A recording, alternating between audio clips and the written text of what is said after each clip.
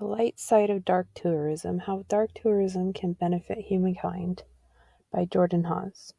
We Learn from Tragedy Slowly by Josephine Hart. A Reason for Dark Tourism, a Response to Tragedy. When catastrophe strikes a part of the world, humanity mourns and begins to seek explanations as to why.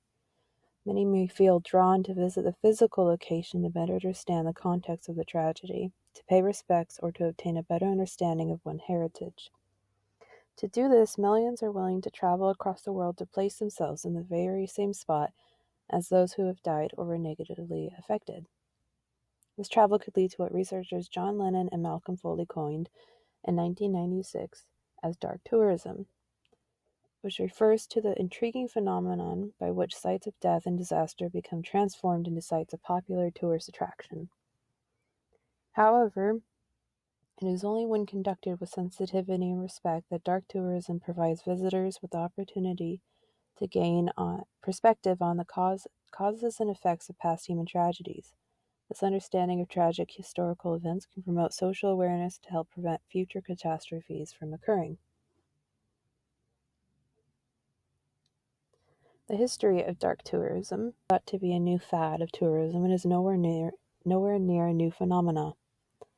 Death has attracted audiences for centuries, dating as far back to the gladiator games of ancient Rome, the Salem witch trials during the 17th century, and public executions up until the last one in 1936. And while not as sadistic as watching a live hanging, dark tourism has come under similar scrutiny of exploitation of death and tragedy. However, it is through intention and outcome where exploitative versus beneficial tourism differs within the broad spectrum of dark tourism.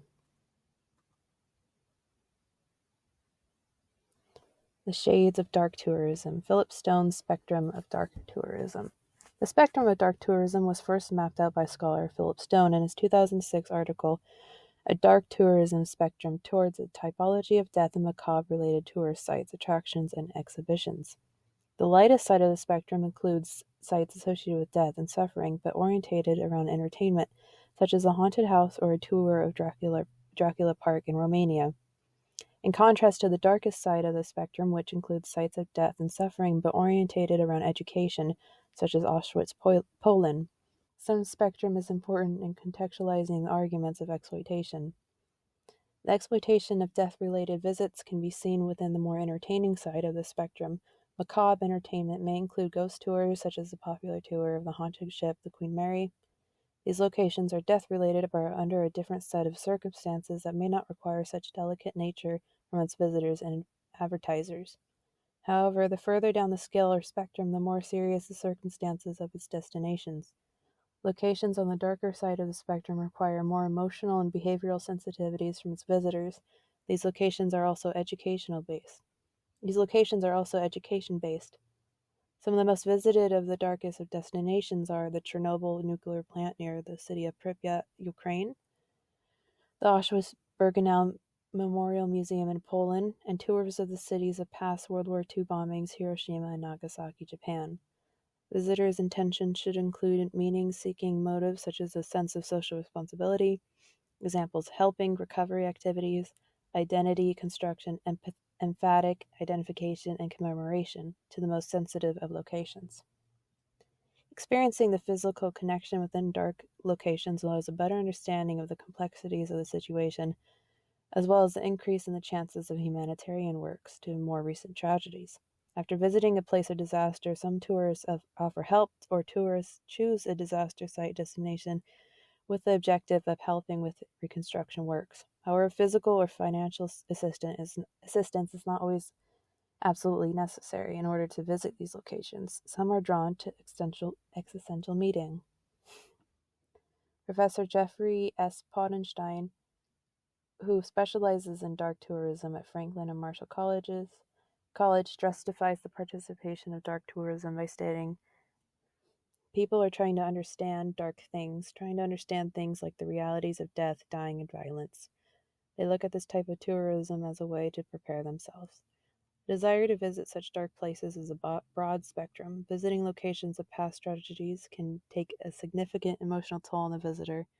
Therefore, it is advisable to become well informed on the location and history before traveling in order to prevent a negative reaction with the realities for the first time.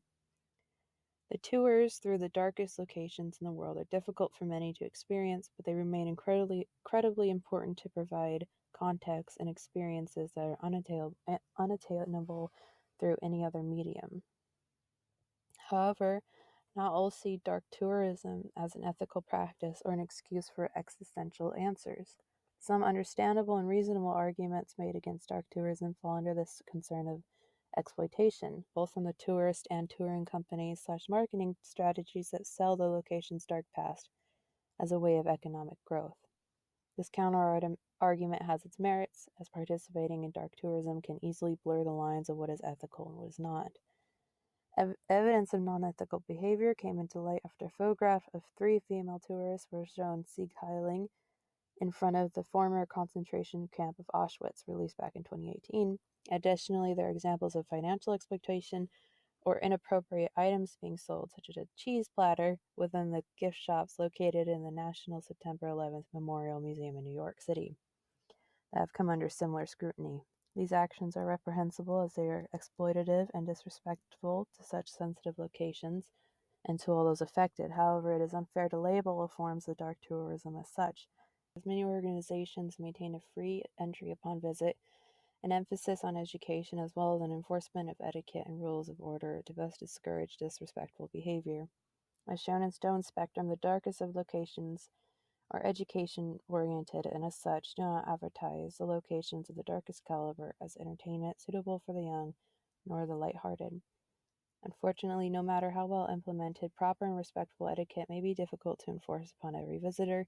According to a 2022 study by the Auschwitz-Birkenau State Museum, there were approximately 2.36 million in 2019 alone. However, many of these locations have seen a rocky attendance due to COVID-19 restrictions. While COVID-19 restrictions have caused a steep decline in attendance at some of the most popular dark tourist sites, such as Auschwitz, Chernobyl, and Hiroshima, there has been a surprising jump in attendance within 2022-2023 as restrictions begin to loosen.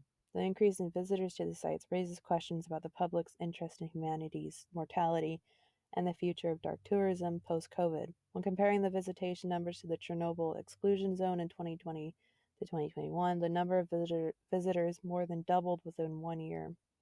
This data brings into question the importance that the populace places upon dark locations, and perhaps the comfortability or curiosity of humanity's own mortality, when worldwide trauma wasn't too far from the picture during the years of 2021-2022. It begs the question, has COVID sparked an interest in humanity's mortality, or has the world become too close to death that there will be a decline further down the line? Furthermore, as we navigate the rise in dark tourism and the need for responsible tourism practice, it is crucial to continue prioritizing education and awareness programs that promote a deeper understanding and respect for the site's history and the experience of those who are affected by it. Supporting education and awareness programs such as the survivor testimonial within the Hiroshima Peace Memorial Museum Peace Database allows for the spread of social awareness through harrowing testimonials of Hiroshima bombing victims. The museum utilizes these stories as a form of social awareness for political change. The testimonials are used to educate its visitors about the devastating health and mental consequences of nuclear weapons in a way of promoting a deeper understanding of the importance of peace and nuclear disarmament throughout the world. The practice of dark tourism is complex and controversial, but it has been attracting visitors for centuries. While some argue that it is exploitative and disrespectful, others see it as an opportunity for meaningful education and remembrance. Through visiting locations with a respectful and empathetic purpose, donating to local educational programs or organizations, and supporting programs that spread the message of the location's history, we will help ensure that these sites are preserved and respected. And while preserving and maintaining these locations, they will allow to foster future generations with the opportunity to learn from humanity's darkest moments. Thank you for listening, and here are some links to sites, to volunteer opportunities and donation resources. Thank you.